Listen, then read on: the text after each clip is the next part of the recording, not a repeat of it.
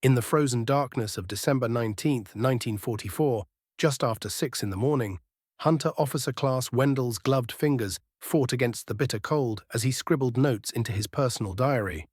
His breath misted in the cramped turret of his Panther tank, each exhale becoming visible in the frigid air above Belgium's wooded terrain near Neuville. "The Americans possess a new Hunter," he wrote, his pencil moving stiffly across the page.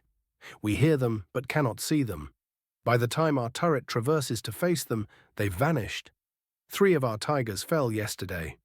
Through his commander's cupola, Wendell peered into the pre-dawn gloom blanketing the Ardennes forest, where beyond the dark line of trees, the 750th American Tank Destroyer Battalion's M18 Hellcats were already taking positions he couldn't yet detect. What Wendell couldn't know was that in precisely 17 minutes, his entire comprehension of armored warfare would shatter. An American machine was coming, one that defied every principle German tankers had mastered across 5 years of brutal conflict. The Panther beneath him was an engineering marvel, its 75mm gun capable of penetrating any American tank from nearly a mile away. Its frontal armor could turn aside most Allied shells. It represented the absolute peak of German design, massive, formidable, methodical. Yet within 3 minutes of first contact, Wendell would watch multiple German tanks torn apart by vehicles moving at speeds that German armor couldn't achieve even on paved roads. The Battle of the Bulge had entered its 4th day, and across Belgium and Luxembourg's frozen forests, German tank crews were confronting a terrifying revelation. The Americans had engineered something that hunted in an entirely new way. Not stronger, not heavier, simply faster than anything they could imagine surviving in combat. The M18 Hellcats journey began in December 1941, the very month America entered the war. While German tank doctrine had evolved around crushing firepower and protection, producing massive 45-ton Panthers and 69.8-ton King Tigers, American designers at General Motors pursued something radically different. 3 years later, that philosophy would horrify German crews. The tank destroyer force itself was established under General Leslie McNair's directive on November 21, 1941, built on one simple principle laid out in Field Manual FM 18-5, seek, strike, and destroy. The emphasis fell on speed and firepower rather than thick armor. The M18, designated the T-70 during development, would take this philosophy to extremes that German tank designers considered absolutely reckless. Buick Motor Division in Flint, Michigan, received the contract in January 1942. Chief Engineer Joseph Roberts faced requirements that seemed almost impossible. Mount a devastating 76mm high-velocity gun, keep a low profile for concealment, achieve speeds exceeding 50 miles per hour, all while staying under 20 tons. The solution overturned conventional thinking. The M18's armor was shockingly thin. Its thickest point, the turret front, measured just 25.4 millimeters. The hull front offered only 12.7 millimeters, barely sufficient to stop heavy machine gun rounds. An 88mm German shell wouldn't merely penetrate, it would punch clean through both sides. Every design choice sacrificed protection for pure radical mobility, creating what military historians would eventually recognize as the fastest-tracked armored fighting vehicle of the entire Second World War. The first Hellcats arrived in Europe during early 1944, initially engaging in Italy with the 894th Tank Destroyer Battalion.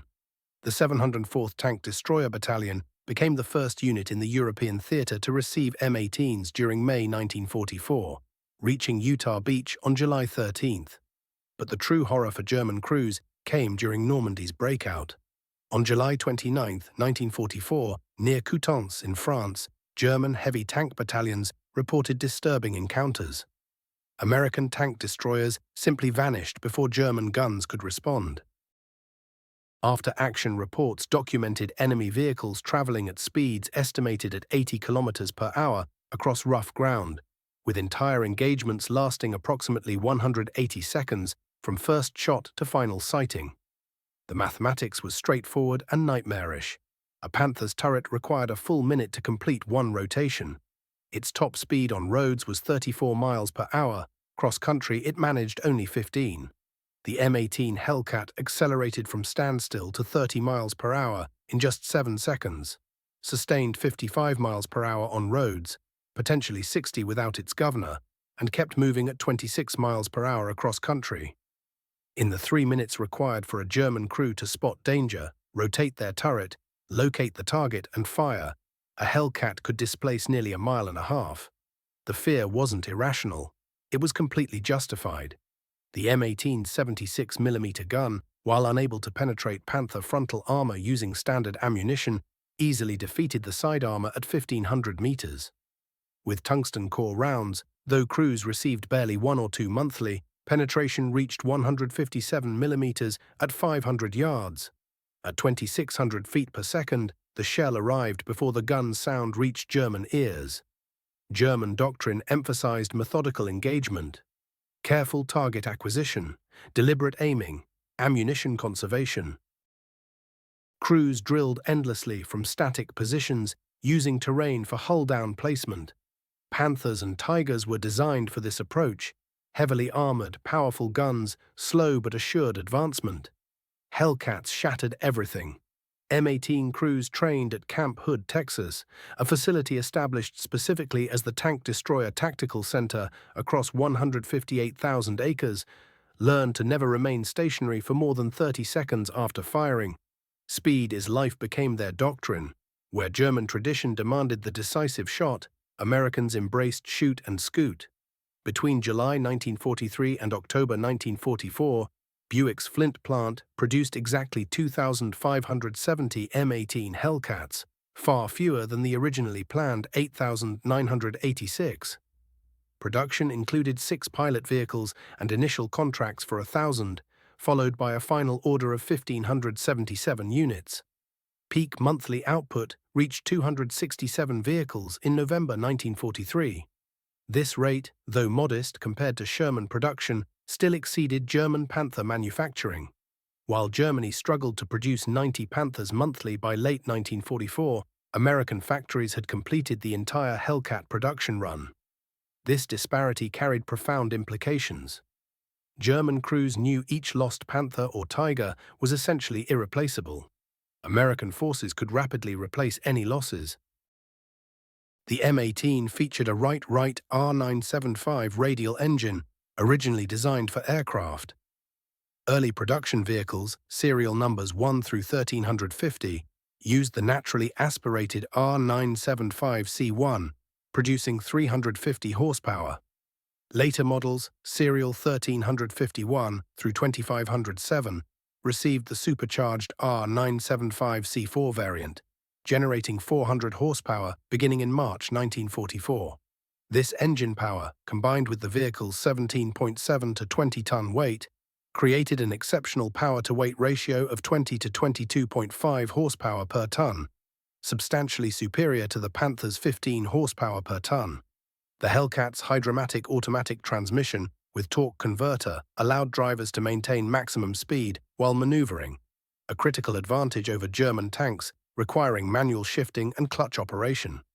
Ground pressure of just 10.5 psi, less than most wheeled vehicles, meant Hellcats traversed deep snow that immobilized 57-ton Tiger is, with their 15.2 psi ground pressure, and 69.8-ton Tiger IIs. Normandy's August 1944 breakout showcased Hellcat doctrine on a large scale. During Operation Cobra, beginning July 28, 1944, the 603rd Tank Destroyer Battalion, equipped with M18 since October 1943 and landed at Utah Beach July 21 to 22, participated in the Brittany Sweep. The 704th and 705th Battalions, similarly equipped, joined the rapid advance. Traditional tank warfare suggested careful covered approaches and sustained firefights. Instead, M18 crews executed what became known as rapid flanking attacks, using their speed advantage to strike from unexpected angles before German turrets could traverse. The Battle of Aracourt, fought September 18 to 29, 1944, near the Nancy bridgehead across the Moselle River, demonstrated the M18's potential when properly deployed. The 704th Tank Destroyer Battalion, attached to the 4th Armored Division's Combat Command A, faced elements of the German 113th Panzer Brigade in conditions that should have favored the defenders. On September 19th, Lieutenant Edwin Leiper's platoon engaged German armor in heavy fog, with visibility limited to 30 feet. In the first 5 minutes, his M18s destroyed 5 German tanks, while losing just 1. The engagement continued, with 10 additional enemy tanks destroyed for 2 more M18 losses. Captain Tom Evans earned the Distinguished Service Cross after personally manning a disabled M18's gun to destroy approaching panzers. Overall at Aracourt, the Germans lost 39 tanks, while 4 M18s were destroyed and 3 damaged, a 5.6 to 1 kill ratio that vindicated the entire tank-destroyer concept. The Battle of the Bulge in December 1944 became the Hellcats' most legendary testing ground. The 750th Tank Destroyer Battalion, described by General A.D. Bruce as the finest tank destroyer battalion yet trained, rushed to defend Bastogne, providing critical armored support for the 101st Airborne Division. On December 19 to 20, 1944, near Neuville, M18s from both the 609th and 705th Tank Destroyer Battalions engaged elements of the 2nd Panzer Division. The 609th arrived first with Team Disorbray. Lieutenant David K. Hagen's 4 Hellcat platoon achieved remarkable results. One vehicle knocked out 7 German tanks, while another destroyed 5, losing only 1 M18 while destroying 14 enemy tanks total. The 750th, under Lieutenant Colonel Clifford D. Templeton, reinforced late on December 19th with approximately 12 M18s. The combined force destroyed at least 30 German tanks over 2 days, inflicting 600 to 1,000 German casualties while achieving a crucial 48-hour delay. The 750th received a Presidential Unit Citation for actions at Bastogne from December 18 to 27, 1944. On Christmas Day 1944 alone, the 750th destroyed 27 German tanks while losing 6 M18s engaging the 15th Panzer Grenadier Division, maintaining their exceptional kill ratios even in desperate fighting.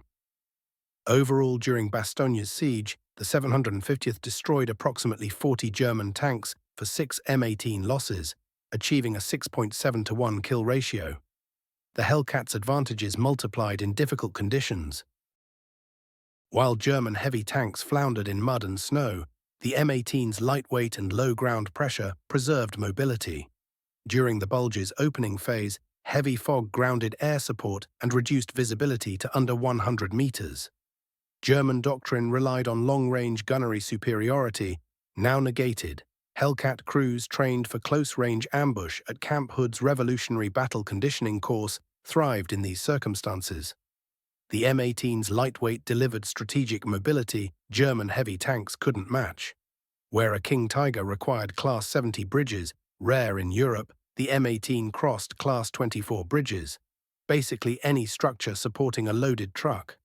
This advantage proved decisive during Rhine crossings. While German heavy tanks searched desperately for intact bridges strong enough to support them, Hellcats crossed temporary structures erected by combat engineers. While American factories built 2,570 M18 Hellcats between July 1943 and October 1944, Germany struggled throughout the conflict to produce heavy tanks. Total Panther production reached approximately 6,000 vehicles, while only 492 King Tigers and 1,347 Tiger Is were ever built. The industrial arithmetic was inescapable. For every Panther produced, America built 8 tank destroyers and tanks combined. German crews faced not merely superior tactics, but overwhelming numerical superiority. American production totaled 49,234 M4 Shermans, 2,570 M18 Hellcats, 2,324 M10 tank destroyers, 2,733 M36 tank destroyers, plus 88,410 additional armored vehicles. German tank crew training in 1944 emphasized methodical engagement, careful target acquisition, deliberate aiming, ammunition conservation. By late 1944, veteran German crews had become increasingly rare. Replacements received minimal training, sometimes just 2 weeks before entering combat. American Hellcat crews, conversely, received exhaustive preparation at Camp Hood. later Fort Hood in Texas.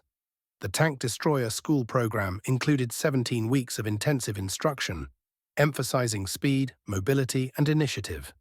The facility, initially commanded by Lieutenant Colonel, later Brigadier General Andrew D. Bruce, could simultaneously train 100,000 soldiers across 28 battalions and 8 groups in various preparation stages.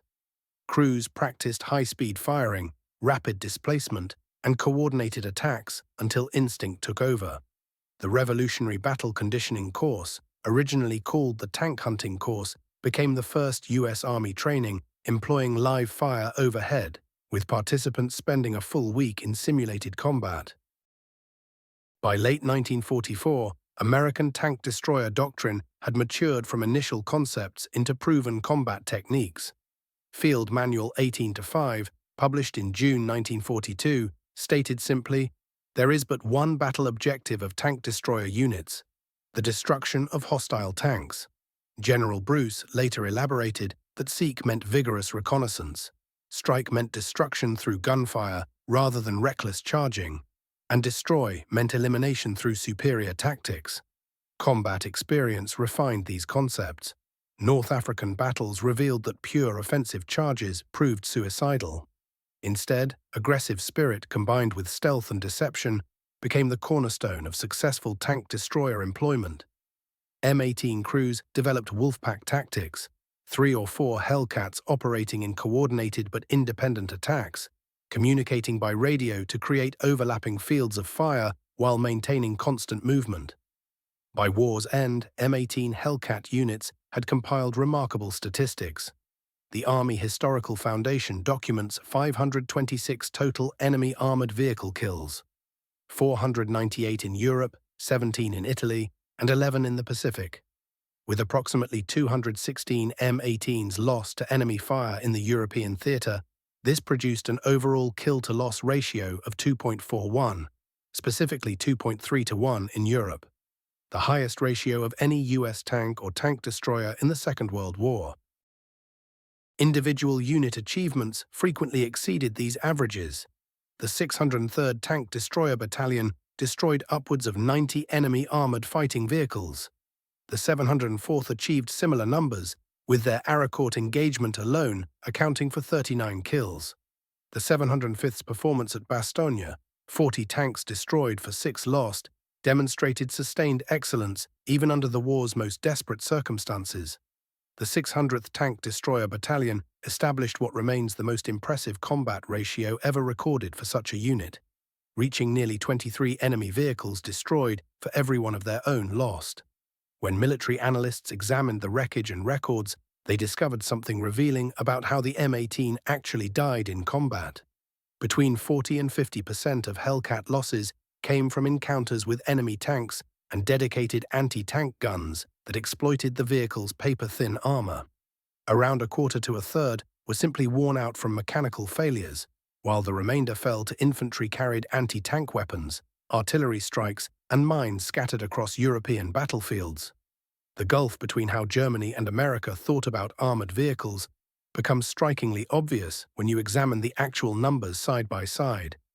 The Panther tipped the scales at nearly 45 tons, with a thick 80mm front plate sloped at a sharp 55-degree angle, giving it roughly 140mm of effective protection. The Tiger I weighed in at 57 tons, with a full 100mm of vertical frontal armor. Then there was the King Tiger, a massive machine at nearly 70 tons, carrying 150mm of sloped frontal protection, plus an additional 180mm protecting its turret. The M18 Hellcat existed in an entirely different weight class. At just 17 to 20 tons, it carried armor measured in fractions of an inch, ranging from barely half an inch on the hull to just over an inch on the turret, thinner than what the Germans mounted on some of their armored cars. This apparent handicap, however, became its greatest strength because it enabled something those ponderous German machines could never achieve: genuine speed. Picture a Tiger Y sitting in the crosshairs of a gun, its crew desperately trying to traverse the turret.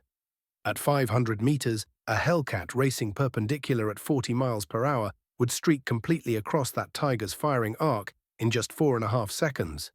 The German crew wouldn't even have time to react properly. With manual turret traverse following hydraulic failure, a common enough problem in the field, they might manage even less. The American vehicle simply moved too fast to be caught. Beyond pure speed, the Hellcat possessed something equally valuable: dependable mechanics. The Wright radial engine, derived from proven aircraft designs, started without fuss even when temperatures plunged below zero. German crews operating their diesel engines had to follow careful warm-up procedures, sometimes spending precious minutes preparing their machines for combat. When American tankers needed to move, they moved immediately. The engine caught, roared to life, and surged forward. German transmissions, particularly the Panther's sophisticated design, represented marvels of engineering that often proved disastrous in actual combat. They shattered under the punishment of real warfare, and final drive failures haunted the design throughout the entire war. The Tiger II's incredible complexity meant that breakdowns often claimed more of these machines than enemy action ever did. Mechanical failure became as deadly as Hellcat rounds. The M18's simplified approach, drawing on proven automotive parts wherever engineers could manage it, ensured these machines stayed operational when they mattered most. American logistics amplified this mechanical advantage enormously. While German tankers frequently sat idle, engines cold, waiting for fuel that never arrived or spare parts that couldn't be found, Hellcat units maintained crushing operational rates through efficient supply lines that rarely failed. The famous Red Ball Express and similar operations kept fuel flowing constantly, while standardized components meant that damaged vehicles returned to action quickly through straightforward field repairs. By late 1944, Germany faced deepening fuel crises that strangled their entire armored force. The desperate offensive through the Ardennes, what soldiers called the Battle of the Bulge, was partially launched to capture Allied fuel dumps because German supplies couldn't sustain extended campaigns. This fuel starvation forced German tanks into defensive positions, static and waiting, which was precisely where the mobile Hellcat held maximum advantage. Every M18 carried both a working radio and an intercom system. SCR 508 or SCR 528 sets provided reliable communication that worked when needed. German tanks, increasingly by late in the war, operated with broken or non-functional radios, forced to rely on signal flags or whatever plans commanders had established before battle began. This seemingly small detail possessed enormous tactical importance. Hellcat platoons could coordinate attacks in real time, adjusting instantly when German responses changed their situation. 4 Hellcats attacking from different directions operated as one unified force through radio coordination, a flexibility German crews fighting in communication isolation simply couldn't match. Before the Hellcats wrote their legend across northwest Europe, the Italian campaign offered early warnings that the Germans largely ignored. In May 1944, during the breakout from Anzio, the 894th Tank Destroyer Battalion's Hellcats engaged elements of the Hermann Göring Panzer Division.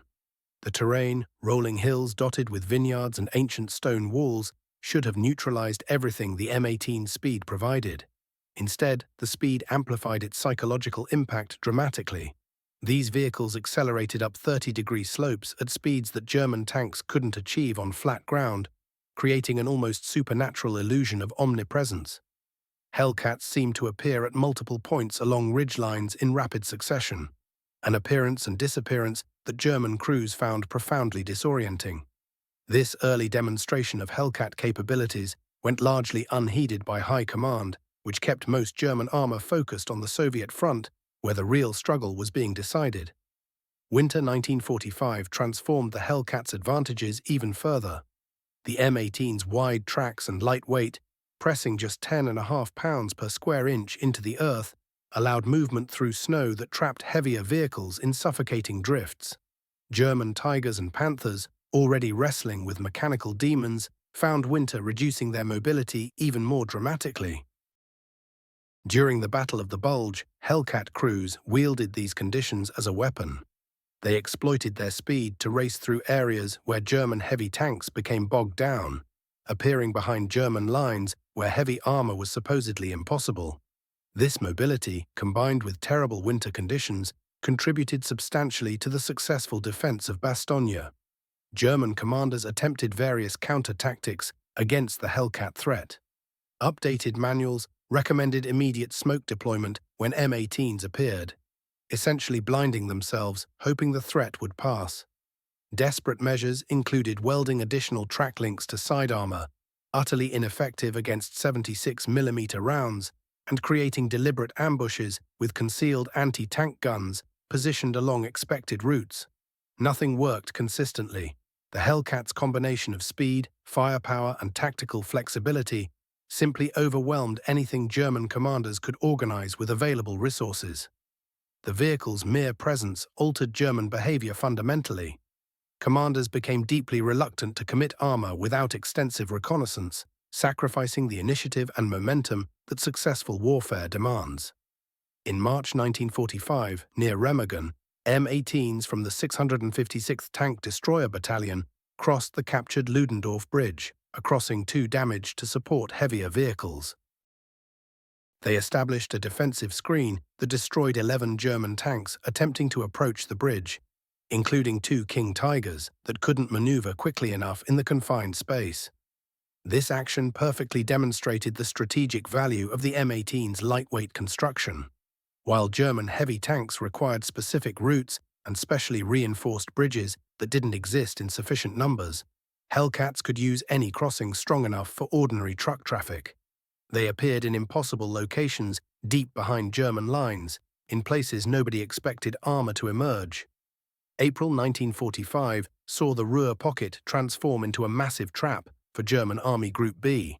The 893rd Tank Destroyer Battalion's Hellcats conducted what military historians consider exemplary tank destroyer operations, racing through collapsing German lines at nearly 60 miles per hour on cleared autobahns, emerging deep in German rear areas before any commander realized the front had completely collapsed. These final operations showcased the M18 concept, reaching full maturity. Speed became a weapon, mobility became armor, surprise became the primary tactic. German defensive positions specifically designed to stop deliberate attacks by heavy tanks proved useless against vehicles that simply raced around them at highway speeds, appearing where nobody anticipated them. Post-war analysis by Army historians validated the M18 concept despite its obvious limitations. The 76mm gun couldn't penetrate Panther or Tiger frontal armor using standard ammunition, forcing crews to attack from the side where speed became absolutely essential. Standard M62 armor-piercing rounds achieved only 93mm of penetration at 500 yards, while precious HVAP rounds were scarce. Crews had to close to dangerously short ranges for frontal engagements against German heavy tanks, often suicidal approaches. The combat record, however, speaks with absolute clarity. 526 confirmed kills against 216 combat losses produced the highest kill-to-loss ratio achieved by any American armored vehicle throughout the entire war. This success didn't come from superior firepower or armor protection, but from revolutionary employment of speed and mobility, combined with exceptional crew training. The M18 Hellcat embodied far more than just another weapon system. It represented a completely different conception of how armored warfare should function. While Germany perfected the tank as a breakthrough weapon and mobile fortress, combining maximum firepower with maximum protection, America created something genuinely new: the tank destroyer as pure hunter. The tank destroyer force's motto, "Seek, strike, and destroy," proved prophetic in battlefield reality. By war's end, American tank destroyer battalions claimed over 11,000 enemy vehicles destroyed in total. Hellcat units achieved the highest ratios among all tank destroyers. The doctrine emphasized that tank destroyers weren't tanks and shouldn't fight like tanks. They were hunters that struck from hiding places and vanished before retaliation arrived. Beyond immediate tactical success, the Hellcat achieved significant strategic effects.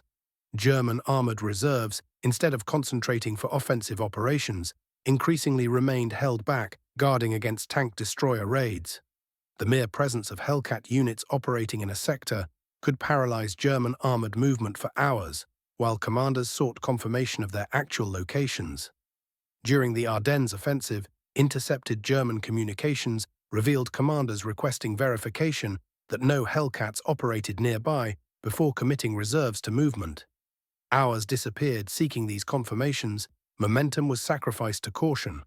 The offensive intended to split Allied forces faced partial paralysis from fear of vehicles weighing less than half what a Panther displaced. 2,500 Hellcats entered production, representing American industrial philosophy, not perfection, but practical efficiency.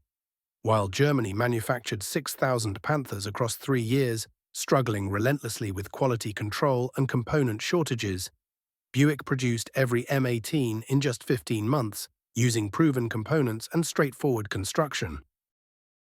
German engineers examining captured M18s noted the apparent roughness, functional welds rather than perfect joints, armor plate showing visible tool marks, and interior ergonomics that seemed almost accidental.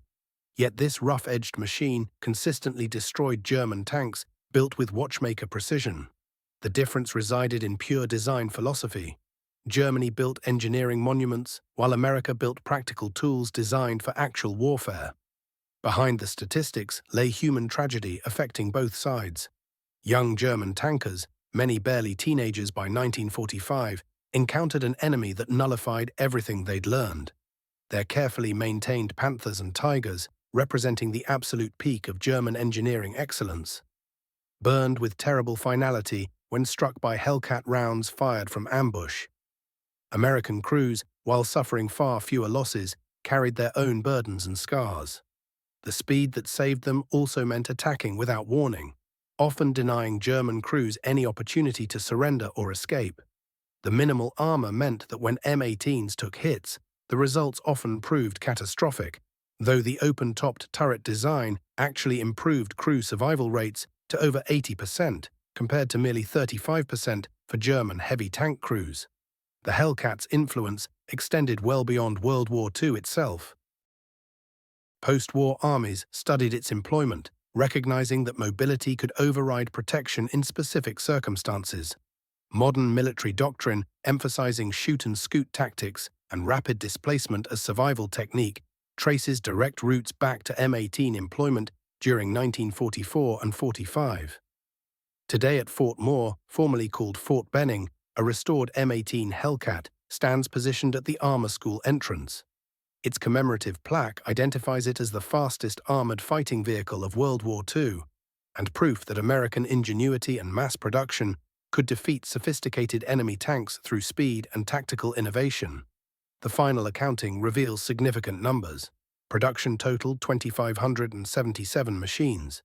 Production spanned July 1943 through October 1944, exactly 15 months.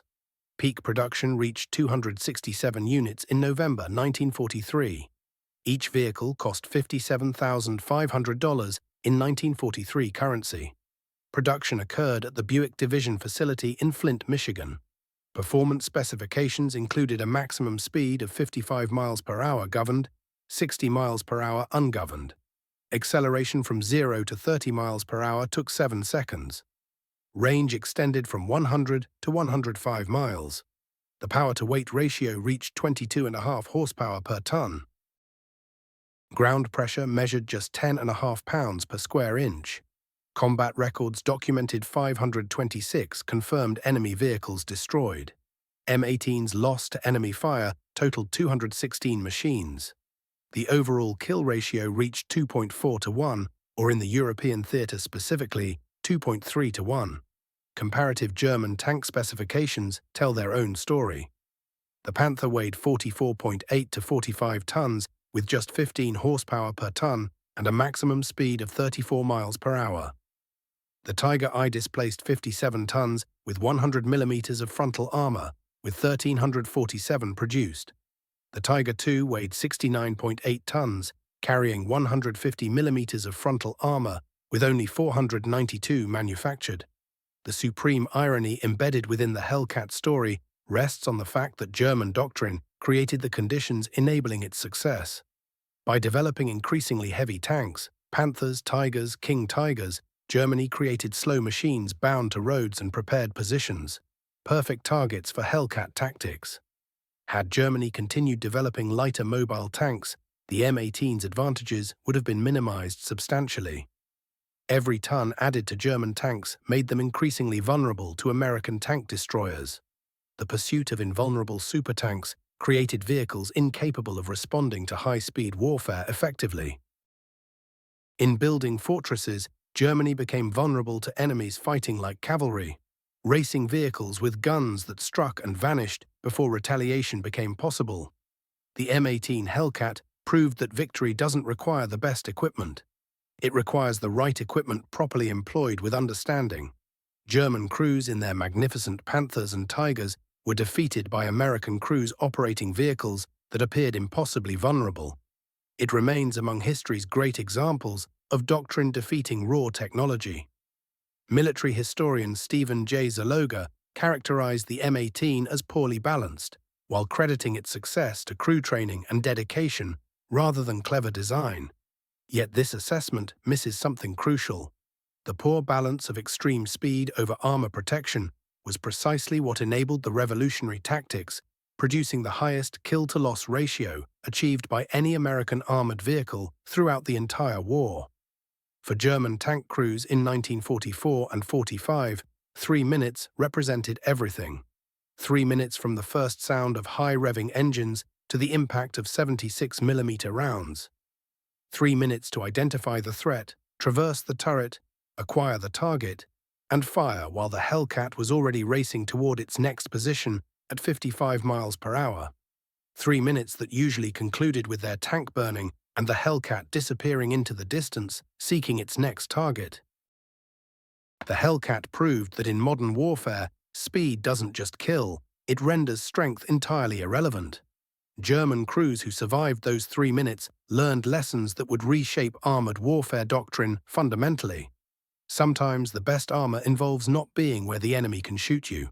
Sometimes the most powerful gun fires from where nobody expects it to appear. Sometimes the greatest victory emerges not from building the strongest tank, but from building the right tank for the actual war being fought. Within those 3 minutes lay the difference between old thinking and new, between fighting yesterday's war and fighting today's, between perfection and pragmatism. The M18 Hellcat, under-armored and outgunned by German tanks, dismissed by some as poorly designed, achieved what German supertanks could not: battlefield dominance through speed, training, and revolutionary employment. For German tank crews facing M18 Hellcats, 3 minutes contained a lifetime. For most, it was all the lifetime they had remaining.